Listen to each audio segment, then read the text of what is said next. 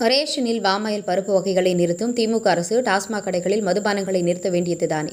தேமுதிக ஆர்ப்பாட்டத்தில் மாவட்ட செயலாளர் வெங்கடேசன் கேள்வி. ரேஷனில் பாமாயில் பருப்பு வகைகளை நிறுத்த முயற்சிக்கும் திமுக அரசு டாஸ்மாக் கடைகளில் மதுபானங்களை நிறுத்த வேண்டியதானே என்று தேமுதிக ஆர்ப்பாட்டத்தில் மாவட்ட செயலாளர் வெங்கடேசன் கேள்வி எழுப்பினார். மின்கட்டண உயர்வு மற்றும் ரேஷன் பொருட்கள் சரிவர கிடைக்காத நிலையை ஏற்படுத்திய திமுக அரசை கண்டித்தும், தமிழகத்திற்கு காவிரி நீரை திறக்காத கர்நாடக அரசை கண்டித்தும் விழுப்புரம் மாவட்ட தேமுதிக சார்பில் கண்டன ஆர்ப்பாட்டம் விழுப்புரம் மாவட்ட ஆட்சி அலுவலக பெருந்திட்ட வளாகம் எதிரே நடைபெற்றது. ஆர்ப்பாட்டத்திற்கு மாவட்ட செயலாளர் எல் வெங்கடேசன் தலைமை தாங்கினார். மாவட்ட தலைவர் கணபதி, பொருளாளர் தயாநிதி, துணை செயலாளர்கள் வெங்கடேசன், சுந்தரேசன், பாலாஜி, சூடாமணி, செயற்குழு உறுப்பினர் ஜெயசீலன், பொதுக்குழு உறுப்பினர்கள் ஆதவன், முத்து முருகன், பிரகாஷ், விஜயசங்கர், சேகர் ஆகியோர் முன்னிலை வகித்தனர். நகர செயலாளர் மணிகண்டன் அனைவரையும் வரவேற்றார். மாநில வக்கீல் அணி செயலாளர் பன்னீர்செல்வம் கண்டன உரையாற்றினார். இதில் திண்டிவனம் நகர செயலாளர் காதர் பாஷா, ஒன்றிய செயலாளர்கள் கோழிப்பட்டு குமார், கனகராஜ், ராஜ்குமார், வீரராஜ பாண்டியன் உட்பட பலர் கலந்து கொண்டு கண்டன கோஷங்களை எழுப்பினர். ஆர்ப்பாட்டத்தில் மாவட்ட செயலாளர் எல் வெங்கடேசன் பேசியதாவது: இன்றைக்கு அத்தியாவசிய பொருட்களின் விலைவாசி விண்ணை முட்டும் அளவிற்கு உயர்ந்திருக்கிறது. வறுமை கோட்டுக்கு கீழ் லட்சக்கணக்கான மக்கள் வசித்து வருகிற நிலையில் ரேஷன் கடைகளில் பாமாயில் பருப்பு வகைகளை திமுக அரசு நிறுத்த முயற்சிக்கிறது. நல்லெண்ணெயை அதிக விலை கொடுத்து வாங்க முடியாத மக்கள் ரேஷன் கடை பாமாயிலை வாங்கி சமையலுக்கு பயன்படுத்துகிறார்கள். இதை நிறுத்த இந்த அரசுக்கு எப்படித்தான் மனம் வருகிறதோ? பாமாயில் பருப்பு வகைகளை நிறுத்த முயற்சிக்கும் திமுக அரசு டாஸ்மாக் கடைகளில் மதுபானங்களை நிறுத்த வேண்டியதுதானே? தேர்தல் நேரத்தில் பணத்தை வாங்கிக் கொண்டு ஊழல் செய்பவர்களுக்கு வாக்களித்தால் மக்களின் அடிப்படை தேவைகள் நிறைவேறாது. சட்டம் ஒழுங்கு சரியில்லை. திமுக ஆட்சிக்கு வந்ததும் மாதாந்திர மின்கட்டண அளவீடு முறையை அமல்படுத்துவோம் என்றார் ஸ்டாலின். ஆட்சிக்கு வந்து 41 மாதங்கள் முடிந்துவிட்டது. அதனை இன்னும் அமல்படுத்தாத நிலையில் 3வது முறையாக மின்கட்டணத்தை உயர்த்தியிருக்கிறார். இதை எதிர்த்து மக்கள் வீதிக்கு வந்து போராட வேண்டாமா? உங்களுக்காகத்தான் தேமுதிக 21 ஆண்டுகளாக உழைத்துக் கொண்டிருக்கிறது. ஒட்டுமொத்த எல்லாரையும் பாதிக்கக்கூடிய விஷயம் மின்கட்டண உயர்வு. ஆனால் எதிர்ப்பு குரல் எங்கே? ரேஷன் கடைகளில் அரிசி, பருப்பு நிறுத்தப்படும் என்று சொல்லும் நீங்கள் மக்களின் அடிப்படை தேவைகளை எப்படி நிறைவேற்றுவீர்கள்? நிர்வாக திறமையற்ற அரசாக தான் திமுக அரசு இருக்கிறது. கர்நாடக அரசிடமிருந்து தமிழகத்திற்கு தேவையான தண்ணீரை கேட்டு பெற திமுக அரசுக்கு திராணி இல்லை. தமிழகத்தில் சட்டம் ஒழுங்கு சீரழிந்து உள்ளது. 18 முதல் 25 வயதுடைய இளைஞர்கள் சர்வசாதாரணமாக கொலை செய்கின்றனர். இளைஞர்கள் பலர் கஞ்சா, மதுவுக்கு அடிமையாகியுள்ளனர். எத்தனை கட்சிகள் போராட்டம் நடத்தினாலும் நிர்வாக திறமையற்ற திமுக அரசின் செவிகளில் விழப்போவதில்லை. அவர்களுக்கு தெரிந்தது டாஸ்மாக் வருமானம்தான். தேர்தல் நேரத்தில் பணம் கொடுத்து மீண்டும் ஆட்சிக்கு வந்து ஊழல் செய்வதுதான் அவர்களின் லட்சியம். இதற்கு மக்கள் தான் சரியான தீர்ப்பு கூற வேண்டும். நல்லவர்களுக்கு வாய்ப்பளித்தால் தான் நாடு வளரும். இவ்வாறு அவர் பேசினார் என்பது குறிப்பிடத்தக்கது. உங்கள் பகுதியில் உடனுக்குடன் முக்கிய செய்திகள் உங்கள் விரல் நுனியில் காண எங்கள் தவசி நியூஸ் 24 சேனலை காண தவறாதீர்கள். உங்கள் விழுப்புரம் மாவட்ட செய்தியாளர் ஆர். வசந்தகுமாருடன் உங்கள் தவசி ரமேஷ்.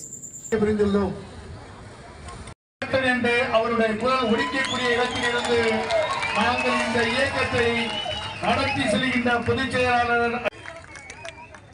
ஏழை மக்கள் இன்றளவும் பாமாயில் எப்பொழுது வரும், பாமாயிலை வாங்கி எண்ணெய்க்கு பதில், நல்லெண்ணெய்க்கு பதில், மல்லாட்ட எண்ணெய்க்கு பதில் அந்த அளவுக்கு விலை கொடுத்து வாங்க முடியாத மக்கள் பாமாயிலை பயன்படுத்தி சமையல் செய்து உண்ணுகின்றார்களே, அதை நிறுத்துவதற்கு உங்களுக்கு எப்படி மனம் வருகிறது? சிந்தித்து பார்க்க வேண்டும். மின்கட்டம் மக்களுக்காக போராடுறது சலிப்பா தான் இருக்குது. ஓட்டுக்கு பணம் வாங்கி கொண்டு ஊழல் பெருச்சாளிகளை, ஊழல் செய்கின்றவர்களை, இந்த நாட்டை சுரண்டுபவர்களை மீண்டும் மீண்டும் வெற்றி பெற வைக்கிற இந்த மக்களுக்காக போராடுவது சலிப்பாகத்தான் இருக்கிறது. ஆனால் போராடத்தான் வேண்டும் என்று புரட்சி கலைஞர் மறைந்தும் எங்களுக்கு உத்தரவிடுகிறார். உங்களுக்காக 21 வருடமாக இந்த இயக்கம் உழைத்துக் கொண்டிருக்கிறது.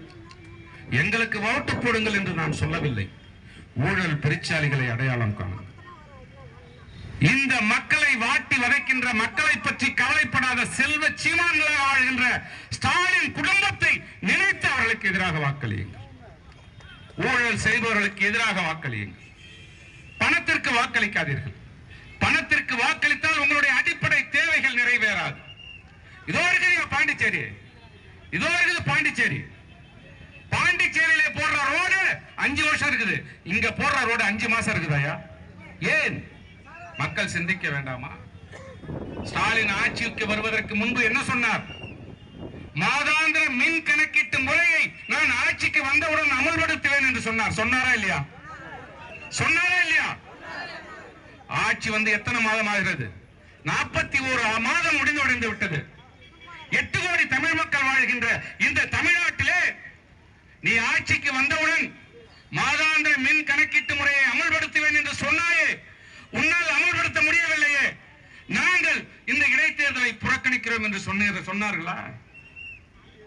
மாதாந்திர மின் கணக்கீட்டு முறையை அமல்படுத்தாமல் தொடர்ந்து ஒரு முறை மின் கட்டணத்தை உயர்த்தினார், இரண்டாவது முறை மின் கட்டணத்தை உயர்த்தினார், இப்பொழுது மூன்றாவது முறையும் உயர்த்திருக்கிறார். ஏன் உயர்த்துகிறீர்கள் என்று வீதிக்கு வந்து மக்கள் போராடினார்களா? வீதிக்கு வந்து மக்கள் போராட வேண்டாமா?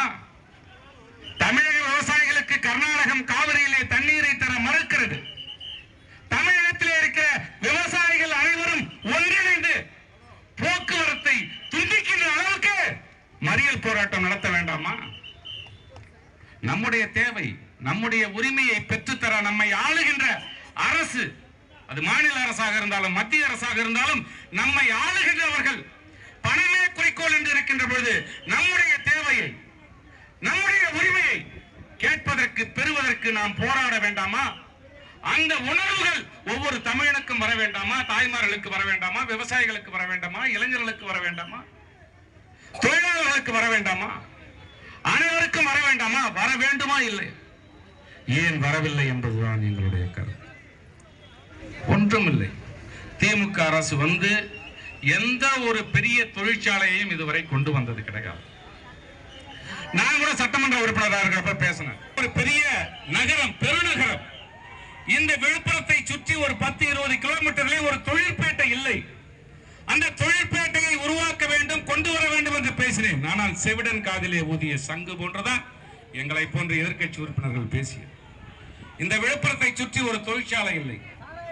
இதோ இன்னைக்கு அணுகு சாலை இருக்கு, யாரு வேணாலும் மாற தட்டிக்கலாம். திருக்கோயிலூர் ரோட்ல போறீங்களே, அணுகு சாலை அந்த பக்கமும் இந்த பக்கம் அப்ரோச் ரோடு, அந்த ரோடு வருவதற்கு காரணமானவன் இந்த வெங்கடேசன் தான். சவால் விட்டு சொல்லுகிறேன். மத்திய அரசிலிருந்து மாநில சட்டமன்றத்திலே பேசி மக்களை திரட்டி போராடி சட்டமன்றத்திலே பலமுறை பேசி மத்திய அரசுக்கு கடிதம் எழுதி, அந்த மத்திய அரசு எனக்கு கடிதம் எழுதியது. அந்த அணுகு சாலை அமைக்க 5 கோடி ரூபாய் ஆகும், 5 கோடி ரூபாய் ஆகும். 2 கோடி ரூபாயை மத்திய அரசு விடுவிக்க தயாராக இருக்கிறது. உங்களுடைய மாநில அரசு 2.5 கோடி ரூபாயை விடுவித்தால் அங்கே அப்ரோச் ரோடு போடலாம், கொண்டு வருகிறோம் என்று சொல்லி உத்தரவாதம் கொடுத்தது மத்திய அரசு. அந்த கடிதம் என்னிடத்தில் இருக்கிறது. அந்த கடிதத்தை கொண்டு போய் அன்றைய முதலமைச்சர் ஜெயலலிதா அவர்கள் முன்பு சட்டமன்றத்திலே காட்டின பிறகுதான் இங்கே கண்டிப்பாக அணுகு சாலை வேண்டும் என்பதை அவர் என்று உணர்ந்தார். இப்பதான் வந்திருக்குது. இதற்கு பிள்ளையார் சொல்லி போட்டது நாங்க தான். பெரிய மாவட்டம், 7217 சதுர கிலோமீட்டர் கொண்ட இந்த மாவட்டத்தை இரண்டாக பிரிக்க வேண்டும், கள்ளக்குறிச்சியை தலைமையிடமாக கொண்டு ஒரு மாவட்டத்தை கொண்டு வர வேண்டும் என்று முதலாக போராடியது 2007 என்னுடைய தலைமையிலே கேப்டன் அவருடைய ஆணைப்படி இதே தேமுதிக. கிட்டத்தட்ட 50,000 குடும்பங்களுக்கு இந்த மாவட்டத்திலே ரேஷன் அட்டைகள் கொடுக்கப்படவில்லை என்று சொல்லி மக்கள் எங்களிடத்திலே கோரிக்கையை வைத்த போது இதே இடத்திலே ஒரு 5,000 பேரை திரட்டி இங்கே ஒரு பெரிய போராட்டத்தை நடத்தி மீண்டும் அந்த ரேஷன் கார்டை கொடுப்பதற்கு தார்குச்சியை போன்று குத்தியது. அப்போதைய அந்த மாவட்ட ஆட்சியரை குத்தியது, அவருக்கு நிர்பந்தத்தை ஏற்படுத்தியது இதே தேமுதிக. இந்த மாவட்டத்திலே 17 ஒழுங்குமுறை விற்பனை கூடங்கள், 17 ஒழுங்குமுறை விற்பனை கூடங்களிலே 43 கோடி ரூபாய் விவசாயிகளுக்கு பணம் தராமல் நிலுவையில் இருந்தது. தலைவர் கேப்டன் அவர்கள் சொல்லி இதே வெங்கடேசன் தலைமையிலே இந்த இடத்திலே 5,000 விவசாயிகளை திரட்டி போராட்டம் நடத்தினார். அதுக்கப்புறம் தான் 43 கோடி வந்தது. சலிச்சு போச்சுப்பா. எங்களுடைய தலையெழுத்து எங்களை அப்படி வளர்த்து விட்டு சென்று விட்டார் புரட்சி கலைஞர் கேப்டன். சலிப்பா இருக்கு, சோர்வா இருக்கு. ஒரு போராட்டம் நடத்துறோம், மின் கட்டணம் 8 கோடி தமிழ் மக்களுக்கும் பொருந்த, 2 கோடி குடும்பங்களுக்கும் இது பொருந்தும், 2 கோடி குடும்பங்களுக்கும் இது பொருந்தும். 2 கோடி குடும்பங்களுக்கும் மின் கட்டணம் உயர்வுதான். எதற்கு? நமக்காக பாதுகாப்பு நிற்கிற காவல்துறைக்கும், பத்திரிகையாளர்களுக்கும், டீ கடையில் நின்று வேடிக்கை பார்க்கிறவங்களுக்கும், பஸ்ல போறவங்களுக்கும், 2 வீலர் போறவங்க, ஒட்டு மொத்தமா எல்லாரையும் பாதிக்கக்கூடிய ஒரு விஷயம் இந்த மின் கட்டண உயர்வு. எங்கே எதிர்ப்பு குரல்? எங்கே எதிர்ப்பு குரல்? எங்கே? நான் விக்கிரவாண்டில தான் ஒரு அம்மா சொல்றாங்க, இதெல்லாம் கொடுமை, இது கொடுமை. ஒரு யூடியூப்ல போய் பேட்டி எடுக்கிறாங்க, விக்கிரவாண்டி இடைத்தேர்தல். ஏம்மா நீங்க யாருக்கு ஓட்டு போடுவீங்க கேக்குறாங்க. கேட்டுட்டு அந்த ஆள் என்ன பண்றாரு, ரிப்போர்ட்டர் உடனே சொல்றாரு, டாஸ்மாக்ல எல்லாம் போய் கள்ளக்குறிச்சியில் செத்துட்டாங்க, டாஸ்மாக்லயும் சாராயம் குடிச்சு இல்ல பிராண்டி குடிச்சு செத்துருவாங்க, ஆனா அதுல இருந்து உங்களுக்கு 1000 ரூபாய் கொடுக்குறாங்களே, அது எப்படிமா நீங்க பாக்குறீங்க? உங்க குடும்பத்துல 2 பேர் குடிச்சாக்கா மாசம் ஒரு 4000 5000 10000 போயிடுமே, 1000 ரூபாய் தராங்களே, நீங்க எப்படி பாக்குறீங்கன்னு கேட்டா அந்த அம்மா சொல்லுது, எனக்கு அதெல்லாம் தெரியாதுங்க, 1000 ரூபாய் வருது ஓட்டு போடுறோம். உண்மையா யூடியூப்ல போய் பாருங்க, எவ்வளவு ஒரு மோசமான நிலையிலே நம் தமிழகம் இருக்கிறது என்பதை தயவு செய்து சிந்தித்து பாருங்கள். எம்எல்ஏக்கள் நாங்கள் என்ற பெருமையை இந்த மாவட்டத்திற்கு நாங்கள் உருவாக்குவோம். எங்களை அல்லது ஒரு வேலைக்கு கமிஷன் கேட்டார்கள் அல்லது அதிகாரிகளை லஞ்சம் கேட்டு மிரட்டினார்கள் என்று எந்த இடத்திலும் எங்கள் மீது புகார் இல்லை. இப்பொழுதும் இருக்கிற அரசு அதிகாரிகள், அப்பொழுது இருந்த மாவட்ட ஆட்சித்தலைவர் சம்பத் வரை சொல்லுகிறேன், உங்களை போன்ற ஒரு சட்டமன்ற உறுப்பினர்கள் அப்பழுக்கற்று கரைபடியாத கரத்திற்கு சொந்தக்காரர்களாக நான் பார்த்ததில்லை என்று சொல்லுகின்ற அளவிற்கு இந்த மாவட்டத்திலே நானும் தலைவர் கேப்டன் அவர்களும் சட்டமன்ற உறுப்பினராக இருந்தோம். இப்பொழுது நடப்பதெல்லாம் உங்களுக்கு நன்றாக தெரியும். போடாத ரோடுக்கு பில் எழுதுன்றான் திமுக எம்எல்ஏ, போடாத ரோடுக்கு. வெட்டாத கிணறுக்கு பில்ல கொடுன்றான். 100 நாள் வேலை திட்டத்திலே ஒரு 20 பேர் 50 பேர் வந்ததாக கணக்கு காட்டி அதிலே பணத்தை எடுத்து எங்களுக்கு கொடு என்று கேட்கிறார்கள் திமுகவினர். கட்டாத தடுப்பணைகளுக்கு பணம் எடுக்கப்படுகிறது. கட்டாத தடுப்பணைகள், சிறு சிறு அணைகள் என்று ஒரு 160 அணைகள் கட்டப்பட்டதாக 1,60,00,000 ஒரு சட்டமன்ற உறுப்பினர் சுவாகா செய்வதற்கு முயற்சி செய்திருக்கிறார். அதிகாரிகளிலே நேர்மையான அதிகாரியும் இருக்கிறார்கள். அவர் அதை தடுத்திருக்கிறார். அந்த அட்மினிஸ்ட்ரேட்டிவ் சாங்ஷன் ஏஎஸ்ஐ ரத்து செய்திருக்கிறார். அந்த அளவிற்கு லஞ்ச லாவண்யம் தலைவிரித்தாடுகின்ற ஒரு அரசாக இந்த திமுக அரசு இருக்கிறது. மத்திய அரசு நிதி தரவில்லை என்று சொல்லுகிறீர்கள், நாங்கள் ஏற்றுக்கொள்கிறோம். எங்களுடைய அந்நியார் அவர்கள் கூட அதை கண்டித்து அறிக்கை கொடுத்திருக்கிறார். தவறு என்றால் நண்பனாக இருந்தாலும் தோழமையாக இருந்தாலும் சுட்டி காட்டுவோம், தடுப்போம். எங்களுடைய எதிரியாக இருந்தாலும் அவர் பக்கம் நியாயம் இருந்தால் அதற்காகவும் நாங்கள் குரல் கொடுப்போம், ஆதரவாக போராடுவோம். அதுதான் தேமுதிகவினுடைய நிலைப்பாடு. அப்படித்தான் கேப்டன் அவர்கள் எங்களை வளர்த்தெடுத்திருக்கிறார், பட்டை தீட்டியிருக்கிறார். அதனால்தான் அந்நியார் அவர்கள் கூட மத்திய அரசு தமிழகத்திற்கு நிதி ஒதுக்கவில்லை என்று சொல்லி அதை கண்டித்திருக்கிறார். எதிர்க்கட்சிகள் எல்லாம், நான் யாருடைய பெயரையும் சொல்லவில்லை, ஒருவர் சொல்லியிருக்கிறார், ஒரு 25 எம்பிக்கள் எங்களை வெற்றி பெற வைத்திருந்தால் நாங்கள் நிதி வாங்கி இருப்போம் என்று சொல்லுகிறார். அப்படி பேசுவது அரசியலிலே நாகரிகம் இல்லை. மக்கள் விருப்பப்பட்டு வாக்களிக்கிறார்கள். நான் அதை அப்புறம் சொல்லுகிறேன். மக்கள் விருப்பப்பட்டு வாக்களிக்கிறார்கள், அது அவர்களுடைய விருப்பம்.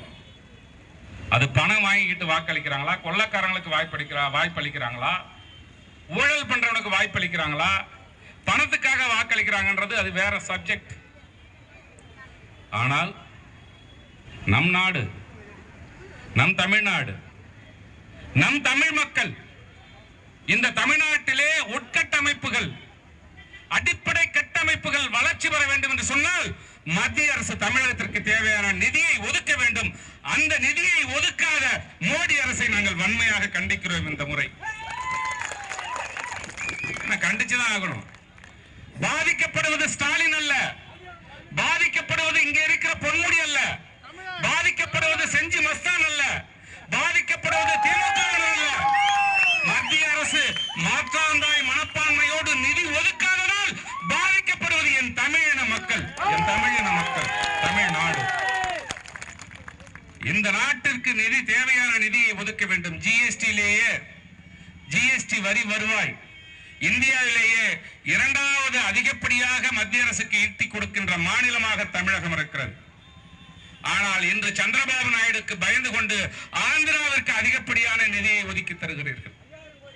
நிதிஷ்குமார் ஆளுகின்ற பீகாருக்கு நிதிஷ்குமார் ஆதரவை வாபஸ் வாங்கிடுவாரோ என்று பயந்து அங்கே நிதியை அதிகமாக ஒதுக்குகிறீர்கள். குஜராத்திற்கு ஒதுக்குகிறீர்கள். குஜராத் இண்டஸ்ட்ரியில நிறைய வளர்ந்துருச்சு, குஜராத்துக்கு நிதி ஒதுக்குறீங்க, ஆந்திராவுக்கு நிதி ஒதுக்குறீங்க, பீகாருக்கு நிதி ஒதுக்குறீங்க. ஆனால் இந்த தமிழ்நாட்டுக்கு ஏன் நிதி ஒதுக்கவில்லை என்பதை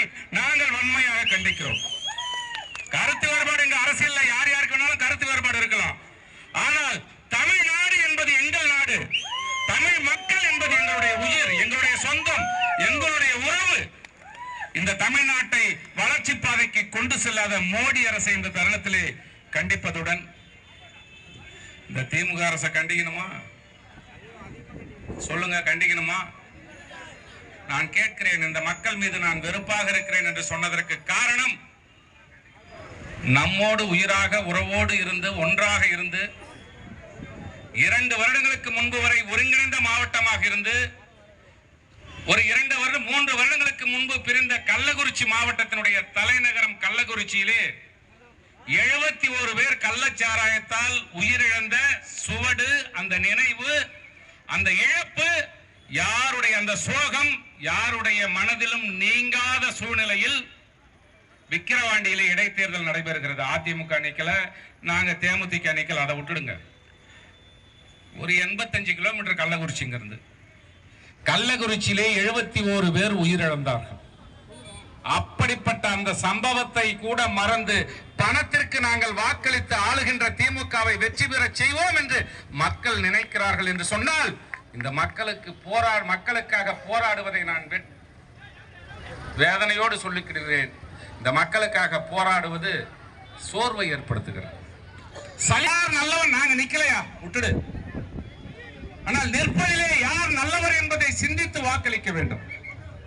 சரி, ஆள்ற கட்சி தான் காசு கொடுத்தான் ஓட்டுக்குன்னு பார்த்தா இன்னொரு கட்சியை சும்மா இருந்தாங்களா? இல்ல, அவங்களும் காசு கொடுக்குறாங்க. இந்த மின்கட்டண உயர்வு, ரேஷன் கடையில பருப்பையும் பாமாயிலையும் நிறுத்துறது, விலைவாசி உயர்வு, நான் ஒரே ஒரு விஷயத்தை, நான் உண்மையை சொல்றேன், உண்மையை சொல்லுகிறேன். எங்களுடைய தலைவர் மறைந்தது முதல் இன்று வரை அவருடைய நினைவிடத்திலே தினசரி ஒரு 3000 பேருக்கு சாப்பாடு கொண்டு விட்டுருக்கிறோம்.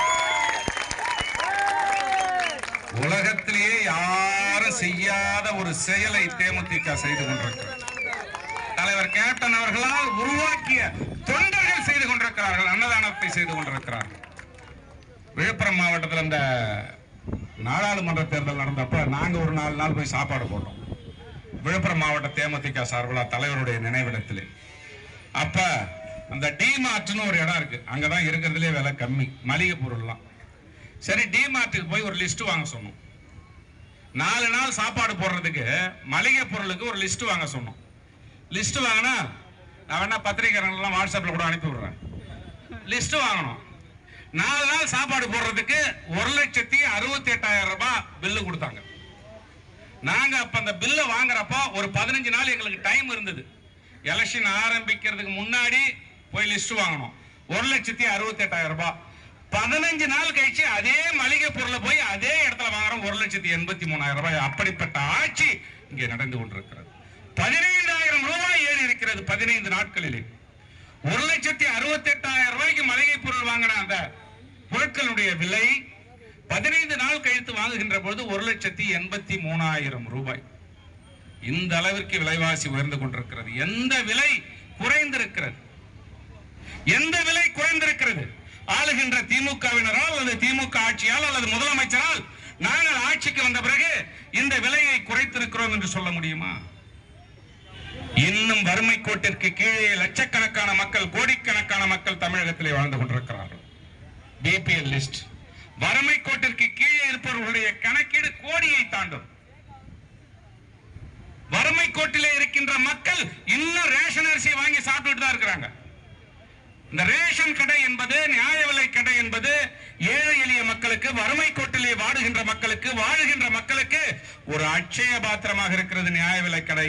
அந்த நியாய விலை கடையிலே இருக்கிற பாமாயிலை வாங்கி சமைக்கின்ற லட்சக்கணக்கான தாய்மார்கள் இன்றும் இருக்கிறார்கள்.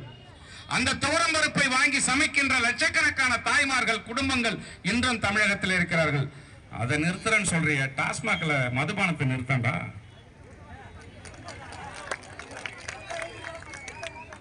ஏழை மக்கள்